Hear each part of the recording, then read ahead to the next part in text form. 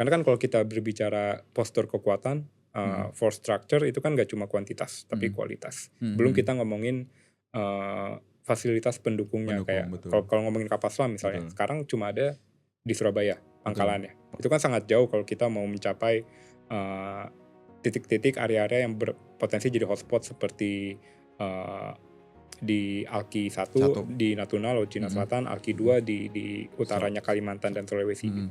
Kalaupun ada, apakah akan diikuti? Karena kan yang terjadi di Indonesia ini bukan hanya di sektor pertahanan sih, tapi kan biasanya ganti pejabat, ganti kebijakan gitu. Berarti apakah ada political will-nya gitu misalnya? Ya, apakah political will-nya apakah berkelanjutan ketika terjadi pergantian pemerintahan. Bahkan jangankan pergantian sekelas di level presiden ya, di level menteri, di level kepala staf, di level dirjen ganti pejabat pun kadang kebijakannya bisa berubah gitu. Juga.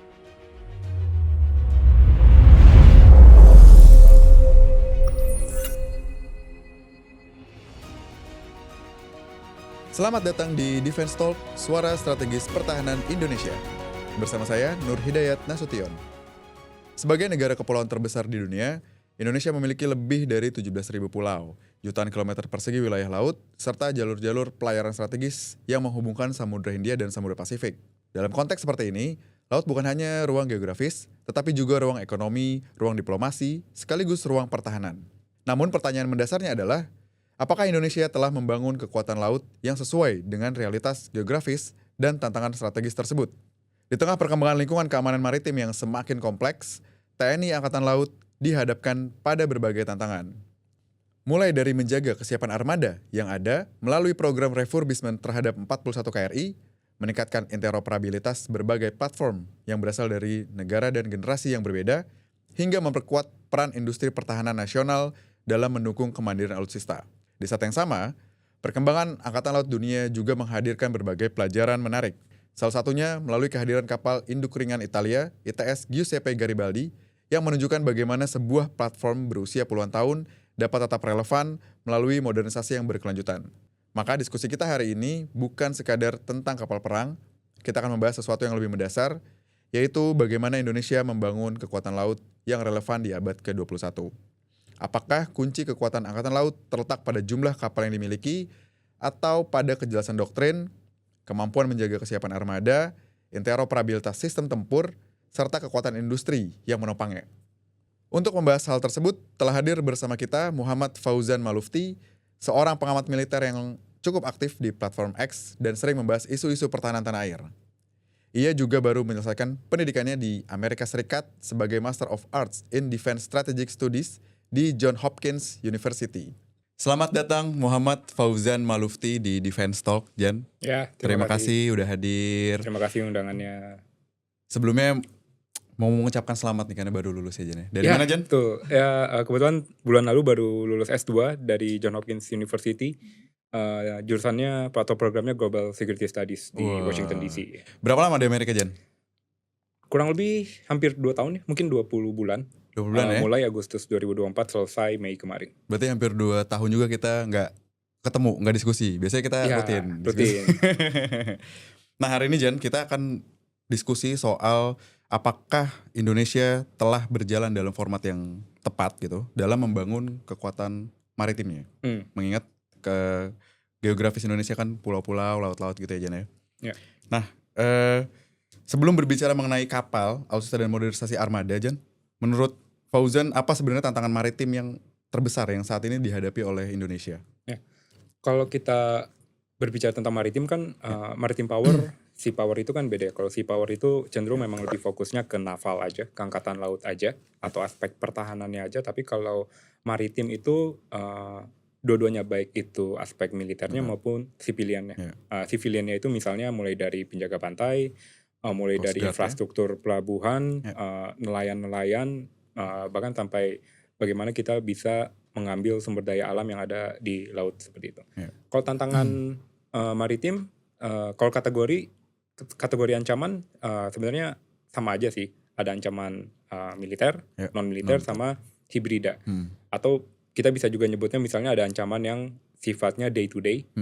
Contohnya penyelundupan, baik itu yang dari negara lain masuk ke kita kita ya. ataupun sebaliknya dari kita ke negara lain, Ya. entah itu penyelundupan orang, komoditas, barang-barang ilegal seperti narkoba. Mhm. Kalau ancaman yang kalau bahasanya biasanya di dokumen-dokumen pertahanan itu ancaman belum nyata, itu mungkin yang paling besar itu apakah kita bisa menangani atau setidaknya bisa mengurangi dampak ketika ada konflik terbuka di kawasan Asia Timur, khususnya di Selat Taiwan. Nah itu persiapan Angkatan Laut itu sendiri gimana Jan melihatnya? Kalau yang Untuk menghadapi ancaman-ancaman tadi ya, Hmm. tantangan tadi tuh. kalau yang saya amati sih memang sejak 10 atau bahkan mungkin 20 tahun terakhir, TNI bahkan secara keseluruhan, bukan hanya TNI Angkatan Laut aja, memang sudah benar-benar melihat ada nih potensi konflik terbuka di entah itu di Laut Cina Selatan, di Asia Timur, di Selat Taiwan. Makanya misalnya kita lihat beberapa kebijakan itu memang sudah diarahkan ke sana, dan beberapa dokumen kebijakan seperti Buku Putih Pertahanan, Jakumhanak itu secara eksplisit memang sudah menyebutkan tadi ya potensi adanya konflik terbuka di kawasan Asia Timur atau di kawasan lain yang dekat dengan Indonesia itu sebagai salah satu resiko ancaman yang nyata. Berarti artinya apakah saat ini doktrin maritim kita sudah ideal kah? Kesadarannya sudah ada di level nasional, di level politik maupun di dalam TNI sendiri. Tapi memang implementasi di lapangan bagaimana responnya itu yang menurut saya sih masih sangat bisa ditingkatkan. Dengan cara apa tuh Jan? Gimana meningkatkan kesadaran ini? Kesadaran banyak ya caranya, atau banyak kalau kita mau lihat antara gagasan dan implementasi. Misalnya, oke, kita gagasan ingin sekarang optimum essential force, apakah anggaran pertahanannya mencukupi? Bukan hanya secara besaran ya, tapi juga tentunya aspek akuntabilitas dan transparansi. Kemudian apakah dukungan publiknya ada dan dukungan politiknya ada. Kayak gitu. Kalau mau lebih diluaskan gitu, kita juga sangat perlu memperhitungkan juga aspek diplomasi, karena kan kalau terjadi situasi kedaruratan di tadi ya konflik terbuka, kita nggak mungkin tidak bekerja sama, tidak ngomong dengan negara lain. Jadi aspek diplomasi juga sangat diperlukan. Apalagi sekarang ya baru-baru ini kan ada Quad ya Jan ya? Iya. Quad ya. Apakah dari pandangan Fauzan sendiri tuh bisa menjadi ancaman gak sih Quad ini terhadap wilayah laut kita? Ya. Yang jelas pertama, Quad itu menunjukkan atau mengkonfirmasi kekhawatiran memang akan terjadi atau akan semakin tingginya resiko konflik terbuka di kawasan kita ya. Betul. Karena kan itu Quad itu dilihat banyak pihak sebagai salah satu respon negara-negara tersebut terhadap semakin berpengaruhnya, semakin kuatnya Cina, termasuk dalam aspek angkatan lautnya Cina gitu. Resikonya mungkin yang saya lebih lihatnya sih bukan bahwa Indonesia akan ditarget oleh Quad atau blok geopolitik tertentu atau minilateralisme tertentu, tapi spillover efeknya. Apa Ketika spillover itu, jadi kita memang Indonesia misalnya tidak ditarget secara langsung, kita bukan musuh negara manapun, tapi misalnya mereka berperang dekat dengan negara kita, dekat wilayah kita, kemudian ambillah kapal selam nuklirnya tenggelam atau tertembak atau terjadi sesuatu sehingga misalnya zat radioaktifnya kita terpapar gitu sampai ke perairan Indonesia yang efeknya bisa ke ikan-ikan pada mati, sumber daya alam terpengaruh, jalur pelayaran dan lain-lain. Nah Jan, ini kan tadi ngomongin soal optimum essential force ya. Berarti itu di situ ada rencana pemerintah untuk menguatkan postur pertahanan kita gitu. Nah, yang kita tahu bahwa kapal induk Garibaldi ini akan datang ke kita gitu. Nah, menurut Fauzan sendiri, apakah kedatangan pesawat kapal induk Garibaldi ini sudah sesuai dengan arah doktrin maritim Indonesia yang sekarang? Mungkin salah satu pertanyaan besar terkait wacana pembelian Garibaldi ini sebenarnya apa fungsi utamanya ketika sudah sampai di Indonesia setelah sudah dimodernisasi gitu ya, atau bahkan sebelum dimodernisasi, karena kapal ini akan digunakan untuk apa itu juga akan mempengaruhi modernisasinya nanti semahal apa, sekompleks apa, dan selama apa. Jadi ini hibah berarti ya Jan ya? Iya, katanya hibah, government tapi to government kan? Harusnya ya. Yes, Tapi memang biaya modernisasinya tidak murah juga sebenarnya.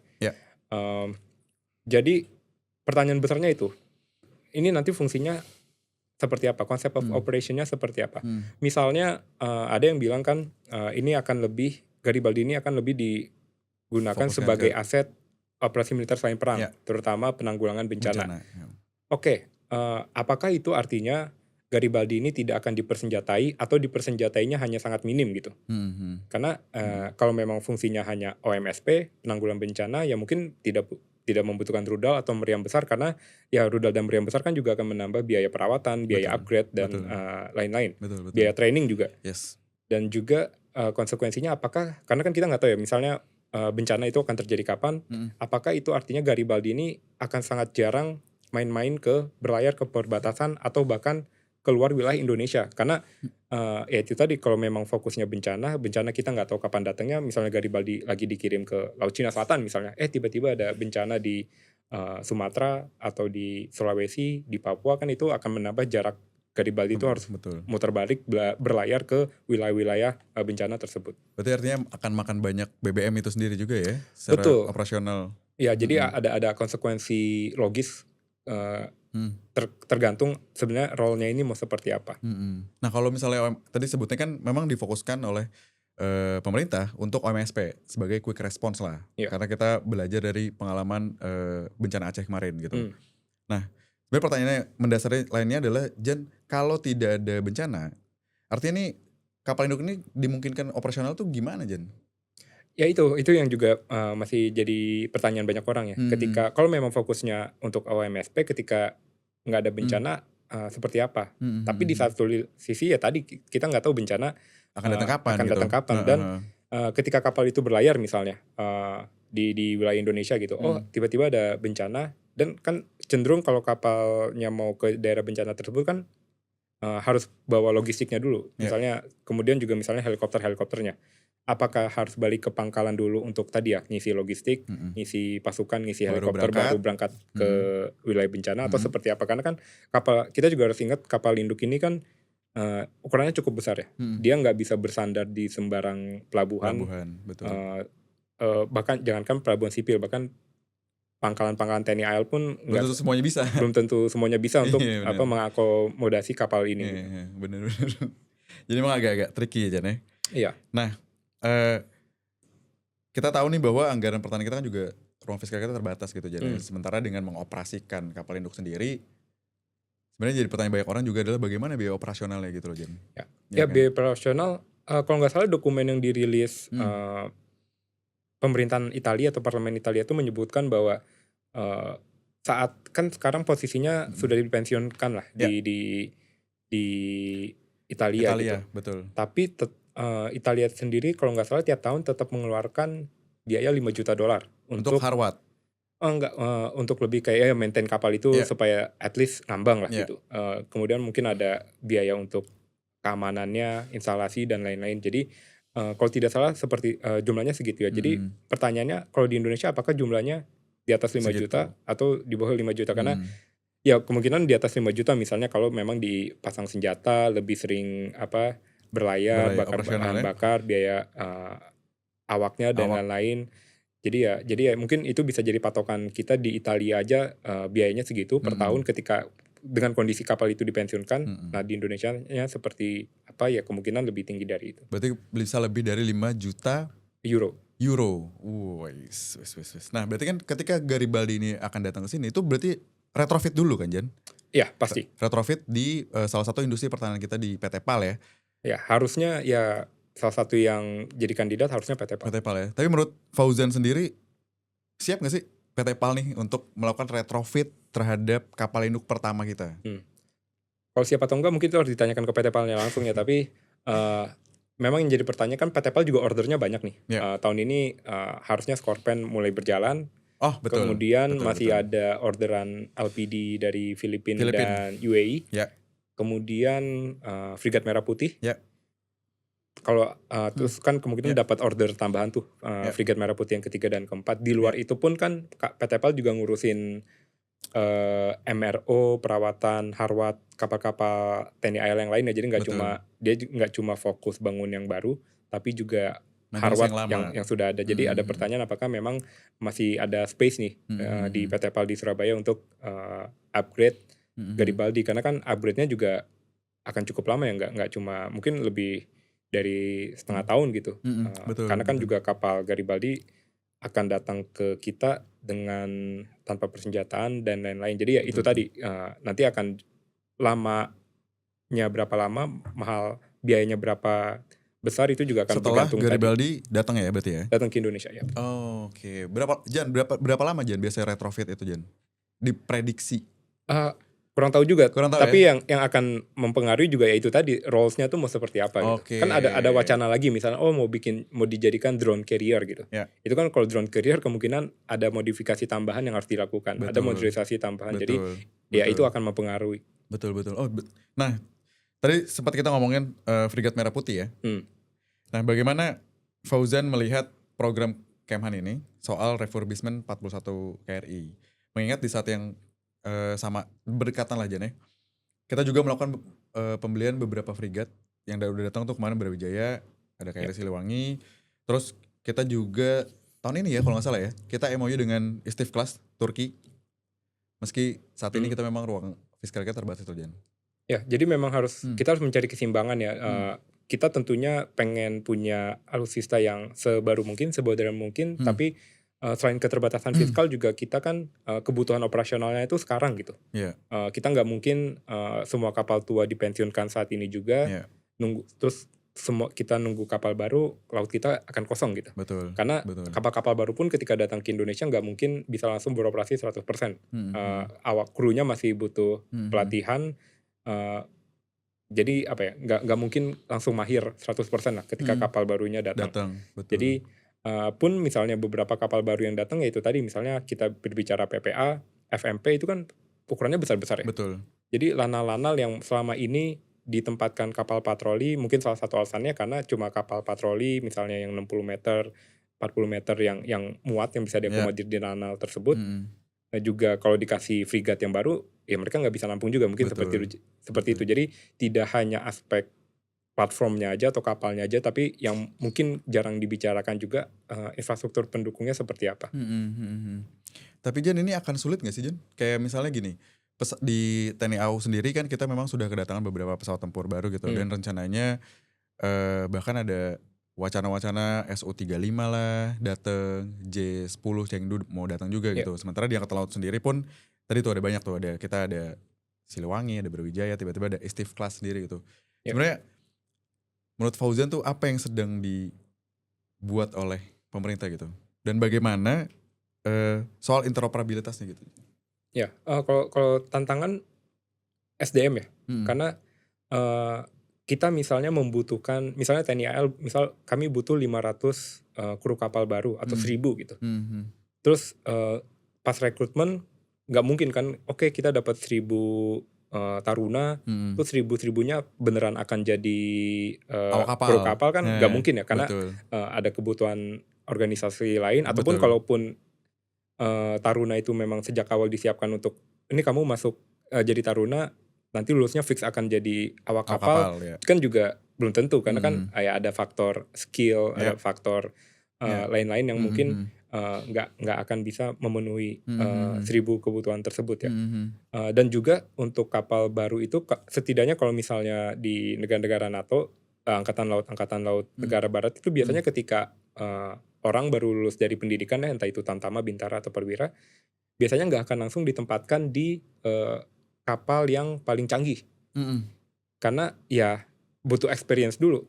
Jadi jangan yang benar-benar fresh graduate gitu ya ditempatkan di kapal yang baru yang paling canggih. Dan kalau nggak salah TNI AL pun metodenya seperti itu. Jadi misalnya yang mengawaki PPA, yang mengawaki PKR gitu ya, itu nggak fresh graduate, nggak lulusan baru, nggak lulusan benar-benar baru, zero experience gitu ya. Apalagi kalau posisinya udah kepala divisi, komandan kapal, nggak mungkin yang baru gitu. Jadi ya itu tadi, jadi kita butuh tadi ya kadif baru, komandan kapal baru, tapi kan itu nggak bisa langsung. Ya, gak bisa mereka instan butuh gitu ya. Belasan tahun atau bahkan puluhan tahun untuk dapat experience yang cukup supaya bisa mengawaki kapal yang paling canggih yang akan dibeli TNI AL. Oke, berarti memang di antara angkatan darat dan laut ya misalnya, berarti memang semuanya membutuhkan personel yang lebih gitu ya. Karena kan di darat tuh kita ada yang TP, sementara di sini kan ada beberapa kapal baru gitu yang harus punya awak yang Iya. baru juga berarti. Dan TNI AU pun juga seperti itu. Apalagi Sama, kan kalau AU kita juga sama, betul. berbicara kapal kan satu kapal frigat aja itu krunya bisa 100 gitu. 100, Jadi kita betul. ngadain satu kapal frigat aja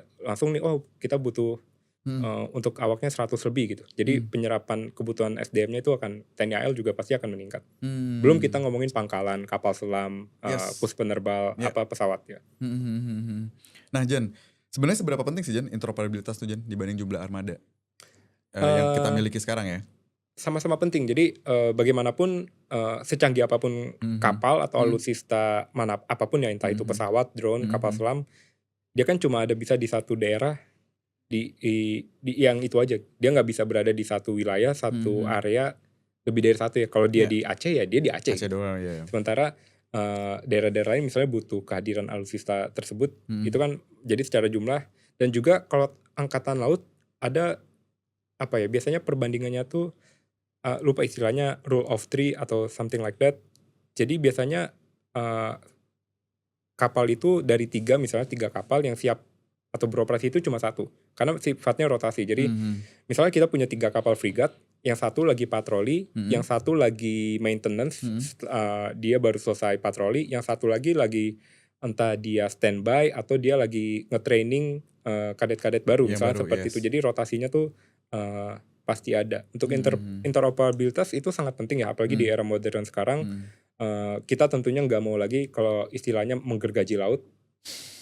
Itu akan buang-buang waktu dan sumber daya. Jadi sebisa kalau interoperabilitas itu terjadi tidak hanya antara Matra tapi juga antara TNI dan instansi lain ya, terutama misalnya Bakamla, KPLP, bahkan juga instansi kayak BMKG gitu untuk kondisi cuaca. Jadi kita petakan daerah rawannya seperti apa, baru kita oke, daerah rawannya di ini, ancamannya ini, butuh berapa kapal, butuh berapa pesawat untuk mengawasi gitu. Jadi nggak asal kirim kapal ke daerah tertentu, ke wilayah tertentu untuk asal patroli aja gitu.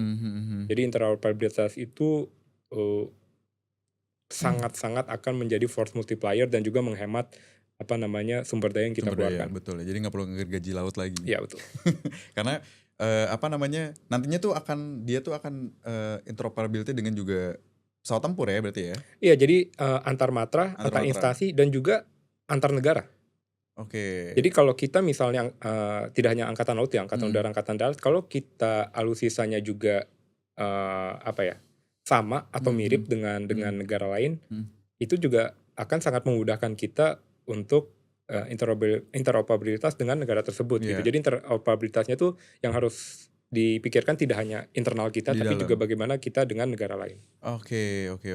Nah Jan, ini kembali lagi kepada refurbishment gitu Jan ya. Kita sekarang sedang mengerjakan PT PAL, sekarang sedang mengerjakan 41 refurbishment KRI. Menurut Fauzan sendiri tuh dalam konteks operasional sendiri, kapan sebuah kapal sebaiknya diremajakan dan kapan sebaiknya diganti? Yang ideal gitu Jan. Seingat saya sih ini mungkin hampir sama di semua angkatan laut ya, bahwa kalau naik ke dry dock gitu ya, mungkin sekitar 4-6 tahun. Terus kalau 4-6 tahun sekali ya, untuk mid-life upgrade atau MRO berat gitu sekitar 15 tahun. Kemudian life extension program itu 25-30 tahun, karena biasanya kapal tuh 25-30 tahun idealnya ya. Walaupun banyak angkatan laut bahkan sekelas Amerika pun beberapa kapalnya yang lebih tua dari 30-40 tahun gitu, tapi masih aktif. Dan itu juga akan bergantung lagi ke desain kapalnya. Karena kan misalnya di Amerika itu ada yang littoral combat ship-nya yang bahkan nggak nyampe beberapa tahun dipensiunkan karena desainnya dianggap nggak kurang optimal. Jadi banyak pertimbangannya. Tapi ya normalnya biasanya periodenya itu dari yang perawatan ringan, MRO berat, sampai ya midlife upgrade, sampai life extension program.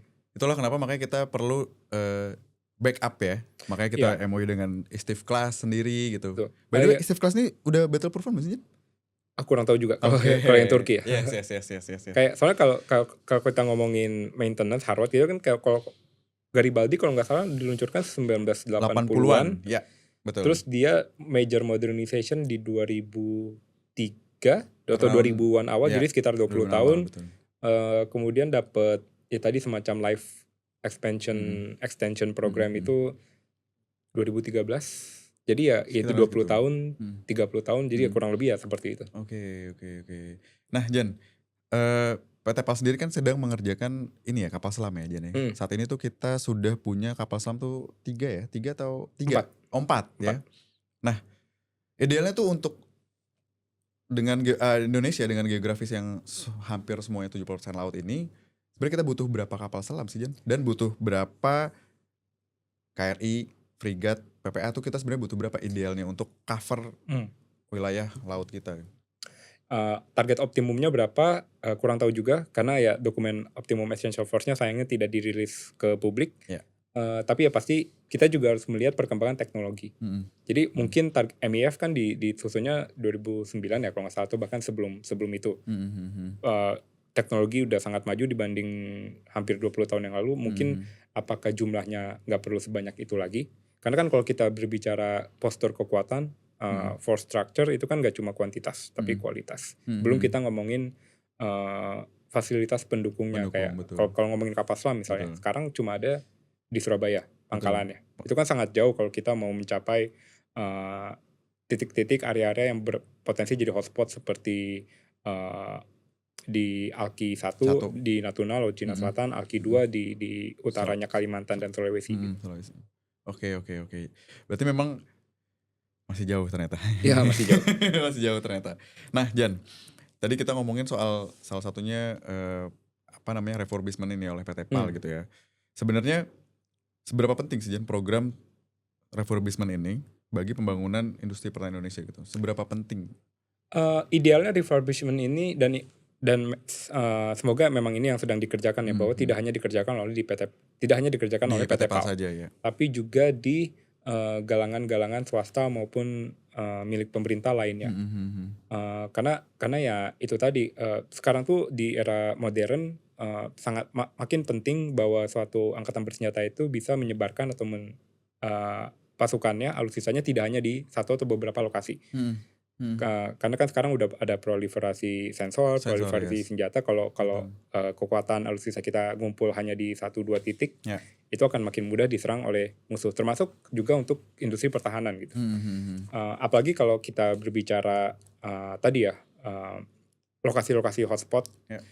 Kalau misalnya kapal kita di Laut Cina Selatan atau di Laut Natuna Utara terkena damage, terkena tembakan misalnya, atau bahkan mungkin nggak diserang musuh tapi sedang beroperasi, tiba-tiba misal menabrak karang, butuh perawatan besar, itu kan jauh banget ya kalau harus balik ke Surabaya ya. Betul. Pun sebaliknya, ketika sekarang kan kapal-kapal kita yang baru-baru PPA, PKR itu semuanya di Jawa kan, terutama di Surabaya gitu.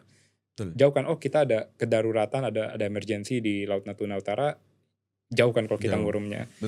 Terus mereka sampai Natuna Utara, nembak rudal, bla bla bla, baliknya pun harus ke Surabaya untuk resupply dan lain-lain. Jadi ini yang harus dipikirkan juga, dan mudah-mudahan memang sudah dipikirkan ya, bahwa kita harus mengurangi ketergantungan kita dengan Surabaya dengan pangkalan kita di situ ya. Karena kan memang kayaknya yang proper tuh sejauh ini masih di Surabaya gitu Jan. Iya, memang infrastrukturnya yang paling siap ya di Surabaya, termasuk ya yang di Madura untuk Arsenal TNI AL. Betul. Tapi ya itu tadi, kita nggak mungkin bergantung terus sama Jawa Timur gitu. Betul. Tapi gini Jan, misalnya tadi kalau dalam MEF itu kita butuh 8 minimum kapal selam untuk cover gitu. Apakah jangan-jangan kan belum lama nih ada peluncuran KSOT yang dibuat oleh PT PAL yang dihadiri oleh Menteri Pertahanan kita gitu, Pak Syafri Samsudin. Menurut Fauzan sendiri sebenarnya KSOT ini apa sih fungsinya? Apakah dia surveillance aja kah? Atau memang langkah KSOT ini untuk mengcover kebutuhan kapal selam yang mahal dan bangunnya lama gitu? Ini saya ngeliatnya lebih ke komplementer ya, karena di negara lain pun yang mengembangkan platform seperti KSOT gini, large UUV atau midget submarine atau mini submarine, mereka tidak menggantikan fungsi kapal selam konvensional, kapal selam yang gede gitu ya. Karena dari dimensi, karena misalnya yang paling jelas itu kalau dimensi makin kecil, apalagi di laut, kita membicarakan platform laut ya, dimensi makin kecil berarti makin sedikit juga, cenderung makin sedikit juga fuel yang mereka bawa. Iya. Makin susah juga mereka untuk platform-platform yang lebih kecil itu untuk bisa berlayar ketika lautnya tidak tenang gitu, ketika ombaknya makin tinggi gitu, apalagi di laut lepas. Jadi dimensi itu sangat berpengaruh ke endurance. Iya. Nah ini yang KSOT atau large UV itu nggak tidak bisa menggantikan kapal selam yang konvensional gitu. ya. Belum kita membicarakan firepower.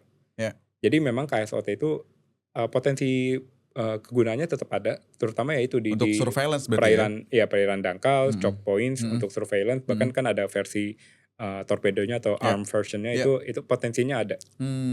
Oke. Berarti memang jangan-jangan ini memang langkah pemerintah untuk mengamani si choke point kita gitu yang Harusnya cukup seperti banyak. itu, Oke. Nah Jan, saat ini tuh Indonesia sedang mengoperasikan kapal dari ini ya berbagai negara kayak kita tahu tadi. Yes. Dan banyak datangnya gitu. Sebenarnya ini balik lagi nih ke tantangan itu sendiri ya. Ya. Kalau di TNI AU ada berbagai macam pesawat tempur ya. Kalau di kita juga banyak juga kapal gitu kan. Dan tidak hanya platformnya tapi juga sistem dan subsistem ya. Jadi rudal, radar. Itu gimana tuh menyatukan semuanya biar begitu operasi itu oke gitu. Ya, jadi kalau interoperabilitas itu setidaknya ada 3 kategori ya. Pertama technical ya misalnya radar dengan radar, rudal dengan rudal. Terus yang non technical misalnya secara SDM-nya. Ketiga secara prosedural, doktrin, language dan lain-lain. Pertama mungkin kita bahas yang jarang dibahas dulu yang SDM dan prosedural gitu. Jadi misalnya oke lah kita kapalnya, misal kita berbicara tentang frigate gitu, jumlah atau sumbernya lebih dari 3 atau bahkan lebih dari 4 negara gitu. Oke, radarnya masih bisa saling terkoneksi, masih bisa sharing data link, C4ISR, network centric warfare dan lain-lain. Tapi kan tetap ada tantangan interoperabilitas misalnya dari krunya gitu. Misal kita bicara kru PPA dengan kru Frigat Merah Putih. Sebenarnya fungsi interoperabilitas itu salah satunya ketika misalnya alutsistanya damage atau kita butuh kru baru nih, bisa diambil dari kapal lain. Tapi kan kalau kita kapal lain jenisnya beda, itu akan butuh adjustment atau nggak akan kurang optimal lah. Karena gue biasanya nyetirnya PPA, tapi sekarang harus nyetir frigat lain, itu kan handlingnya beda, bahkan konsulnya beda, manual booknya beda juga berarti. Iya, bahkan ya kita masuk kapal itu ya mungkin ruangan juga nggak hafal gitu, ruangan tempat tidur, ruang mesin dan lain-lain. Jadi sebenarnya interoperabilitas juga pentingnya untuk seperti itu sih. Jadi kita bisa tukeran kru antar kapal itu, tukeran kru ketika ada yang terluka saat pertempuran atau sakit gitu ya. Jadi bisa cepet gitu. Kita bisa langsung menemukan ini cadangannya ambil dari kapal ini aja tuh, tipenya sama. Gitu. Berarti sudah dilakukan ya sebenarnya sampai sekarang memang sudah dilakukan oleh TNI Angkatan Laut sendiri. Harusnya udah ya, at least untuk kapal-kapal yang serupa ya, misalnya PKR Sigma ya PKR Sigma gitu. Kalau untuk technical sebenarnya tantangannya tidak hanya uang atau kemampuan teknologi ya. Kalaupun kita punya uang ya, kalaupun kita punya teknologinya, apakah diizinkan oleh OEM, oleh negara atau perusahaan asing yang membuat platform atau sistem dan subsistem yang ingin kita integrasikan, kita diperbolehkan nggak mengintegrasikannya dengan produk negara lain gitu. Karena kan pasti ada faktor pertama geopolitik. Kedua persaingan bisnis lah. Betul. Itu kan karena beberapa perusahaan itu kan mereka pengen menjaga ekosistemnya sendiri gitu. Jadi kalau beli radar dari saya, nanti juga sensor lainnya bisa mengikuti combat sistemnya dari saya juga gitu. Tapi kalau bisa campur aduk ya makin persaingan bisnisnya kan makin tuh. Risiko buat bisnis ya berarti ya? Ya ada juga persaingan bisnis. Oke. Nah Jan, sebenarnya kalau kita dibilang ya persiapan SDM tadi ya, persiapan SDM itu berapa lama sih idealnya untuk bisa menguasai satu platform gitu? Kan biasanya begitu Frigat datang atau PPA datang itu kan kita ada TOK dulu tuh. Ya kan? Biasanya ideal tuh berapa lama supaya awak kita tuh ready untuk ngoperasiin si kapal kita ini? Kalau periodenya kurang tahu juga, tapi kayak kalau dalam hal rekrutmen aja, kita kan nyari perwira angkatan laut aja umumnya kalau lewat akademi kan 4 tahun ya 4 atau tahun. sekarang udah 4 dipotong tahun. jadi 3 tahun ya. Iya, iya. Itu kita butuh 3 tahun untuk menghasilkan perwira Perwira-perwira. yang fresh banget nih, yang baru lulus akademi gitu kan. Nggak mungkin langsung jadi komandan kapal, Betul. ya kepala divisi, kepala departemen di kapal juga nggak mungkin kan. Betul. Tapi biasanya yang saya perhatikan tanda kesiapan suatu kapal itu ketika udah ikutan misalnya Armada Jaya, latihan tempur ya. Latihan tempur. Karena kan kapal itu nggak cuma siap berlayar tapi siap tempur juga kan harus. Jadi mungkin berlayar bisa tapi tempur itu lebih demanding untuk mengejar ilmunya gitu. Atau mungkin sudah dideploy juga ke perbatasan atau bahkan yang jauh-jauh, misalnya udah muhibah ke negara lain, apalagi yang jauh misalnya Rimpak gitu. Biasanya kalau kapal udah deploy ke luar negara itu apalagi untuk exercise seperti Rimpak yang itu juga ada yang itu juga latihannya ada latihan tempurnya yang jadi nggak cuma port visit doang. Itu biasanya menandakan atau setidaknya mendemonstrasikan bahwa kapal ini dan krunya udah siap, udah ready karena kan ya pertama pasti ada tantangan teknis juga untuk kirim kapal sejauh itu. Kalau krunya nggak mapan ya risikonya makin gede. Dan juga kalau kenapa-napa kan ya kita malu juga lah ngirim kapal ke luar negeri, ternyata nyampe sana kapalnya kenapa-napa karena krunya belum siap. Krunya bermasalah gitu. Apalagi sekelas Rimpak ya. Ya. Tahun ini kita Rimpak ya? Tahun ini ikutan Rimpak lagi. Kita akan ngedeploy berapa KR itu ke Rimpak? Nah, kurang tahu juga. Belum nemu rilisnya sih. Belum rilis ya. Nah, Jan, tadi kita sudah ngomongin industri pertahanan nih. Ini akan berkaitan dengan industri pertahanan juga. Tantangan terbesar dalam membangun kemandirian kapal perang kita nih. Pertama, long term planning yang konsisten dan jelas. Mungkin industri pertahanan dari satu sisi baik itu industri pertahanan dalam negeri maupun luar negeri ya, mereka menyambut baik market pertahanan Indonesia tuh beberapa tahun terakhir tambah luas opportunity-nya karena anggaran naik, karena kebutuhannya juga meningkat. Dari yang cuma ngejar minimum sekarang ngejar optimum, walaupun yang minimum juga nggak tercapai ya 2024. Belum tercukupi ya. Tapi demand-nya ada. Tapi apakah planning-nya itu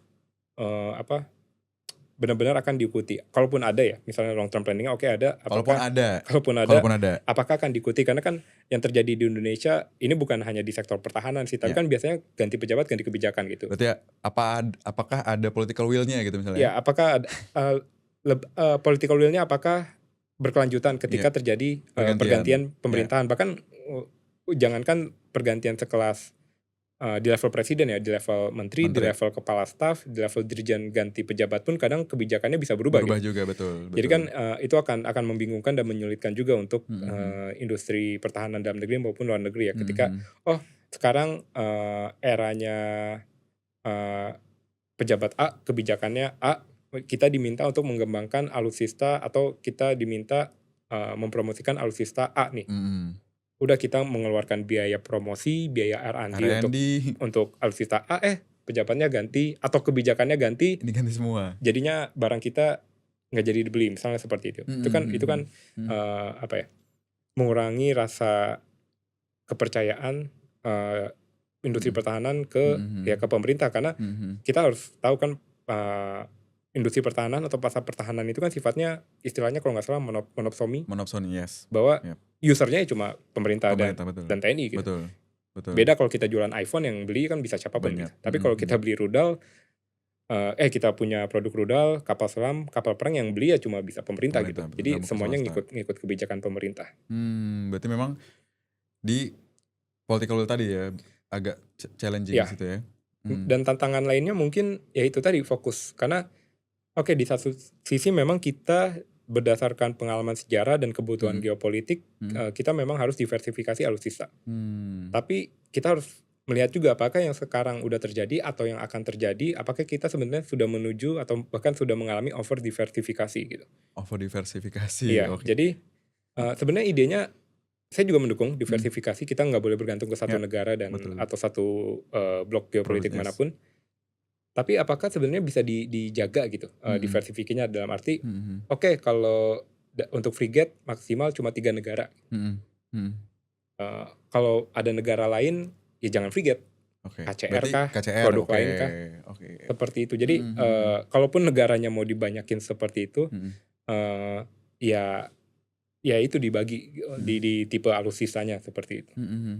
Tapi gini, Jan, kalau soal kemandirian industri ini ya, industri Hmm. pertahanan secara umum gitu, secara general kita ngomong, presiden kita waktu jadi Menhan kan sempat akhirnya ngebentuk satu Defense ID itu ya. Ya. Jadi membangun ekosistem itu supaya harapannya adalah kita mandiri. Hmm. Nah, cuman menurut Fauzan tuh sampai sekarang Defense itu sudah berjalan secara optimal belum sih? Optimal atau tidak kurang tahu juga, tapi Mhm. ada beberapa capaian positif ya. Mhm. Misalnya Defense ID itu kalau nggak salah tahun ini atau tahun lalu tuh udah masuk top 100-nya Yes, top 100. SIPRI. Yes, betul. At least secara income, kalau angkanya benar karena SIPRI itu kan top 100 global arms supplier itu, SIPRI itu hanya menghitung revenue dari produk pertahanan, produk dan service pertahanan. Dan kita sudah masuk, sebelumnya Indonesia belum masuk. Iya, Tapi karena ada Defense ID ya, karena dikonsolidasikan betul. akhirnya masuk. Itu mungkin at least secara revenue sudah ada progres yang Ada peningkatan. bagus ya. Oh, oke. Karena kita ada sempat dengar-dengar juga, Jan, memang ada salah satu industri pertahanan di Indonesia ya, yang memang sebenarnya salah satu kesulitannya adalah tidak adanya pasar yang membeli produknya gitu. Ya.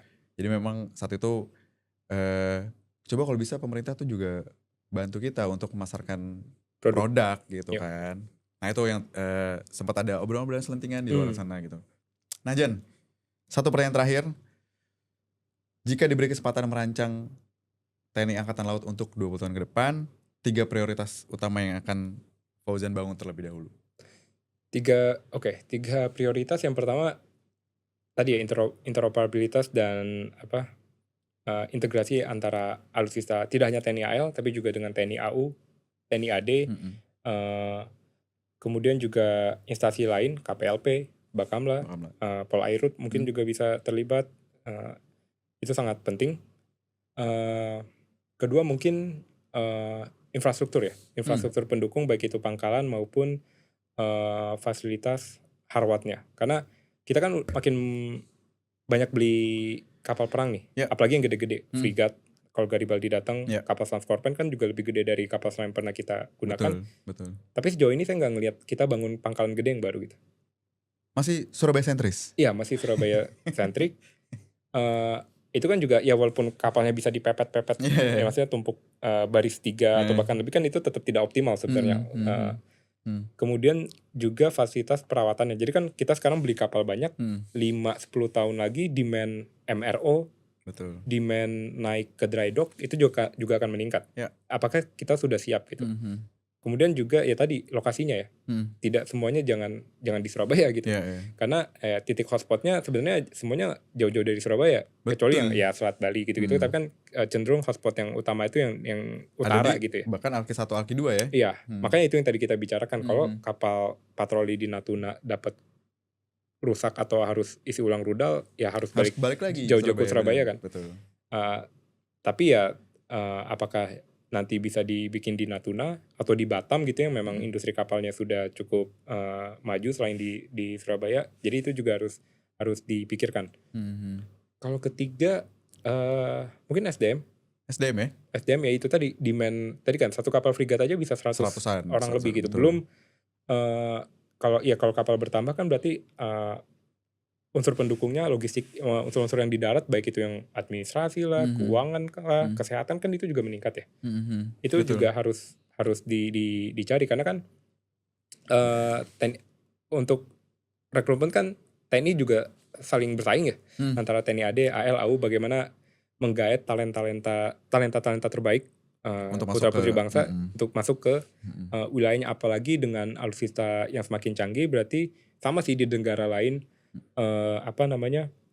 SDM-nya itu juga harus makin melek teknologi lah.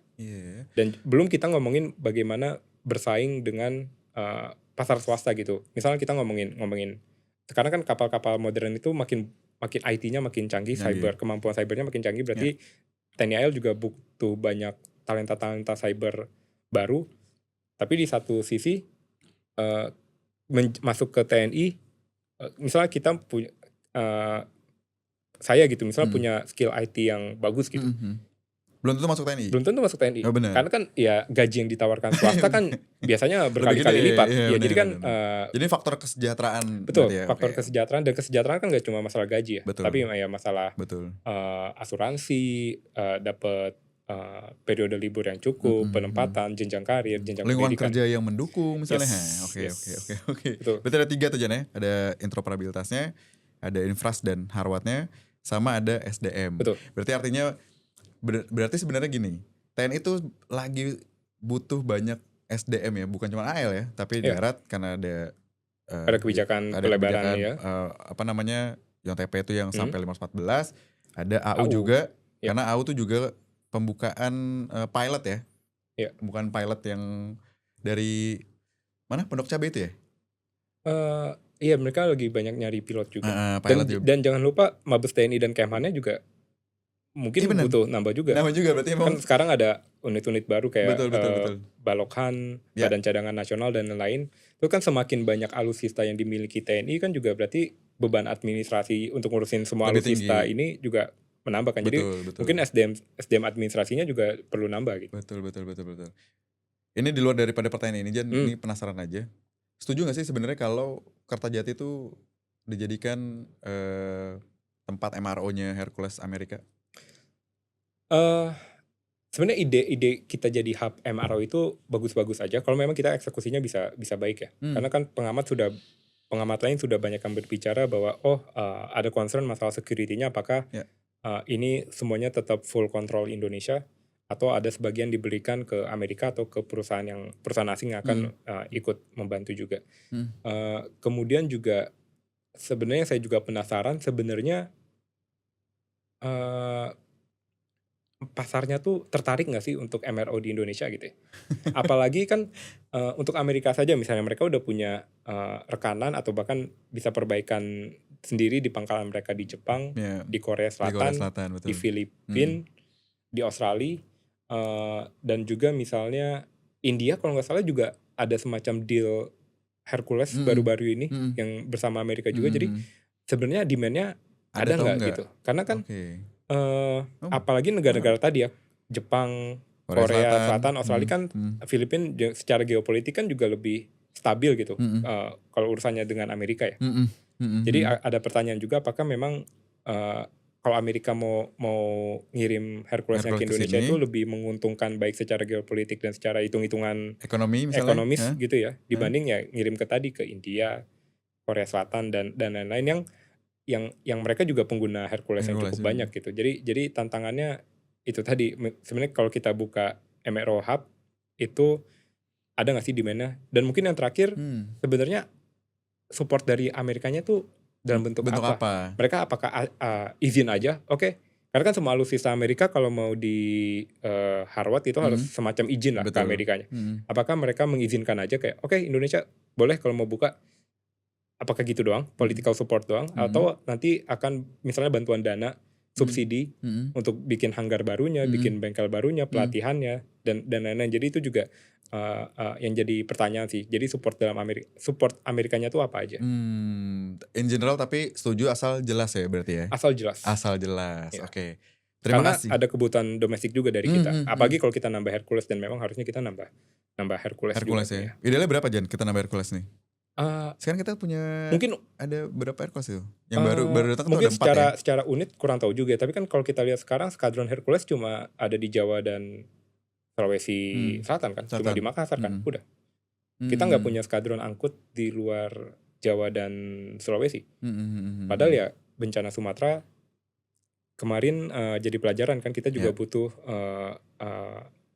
skadron angkut berat, angkut strategis di luar Jawa dan di luar Sulawesi. Iya betul juga, tapi kita kemana udah bentuk skadron VIP yang baru kan? Iya. Skadron 18 ya. Itu katakan angkut pasukan ya, angkut VIP sorry. Baik, terima kasih Fauzan, Muhammad Fauzan Malufti udah hadir di Defense Talk kali ini. Terima kasih banyak Jan atas waktunya. Terima kasih DM kesempatannya.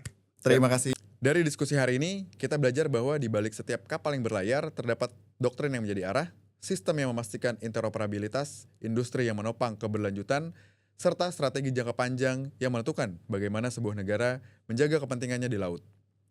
Sebagai negara kepulauan terbesar di dunia, Indonesia memiliki tantangan yang unik, tetapi juga peluang yang besar. Dan masa depan kekuatan laut Indonesia akan sangat ditentukan oleh keputusan-keputusan strategis yang diambil hari ini. Demikian episode kali ini, saya Nur Hidayat Nasution pamit. Defense Talk akan terus menghadirkan diskusi mendalam tentang pertahanan dan teknologi. Jangan lupa subscribe, share, dan ikuti episode-episode berikutnya. Defense Talk, suara strategis pertahanan Indonesia. Bye-bye.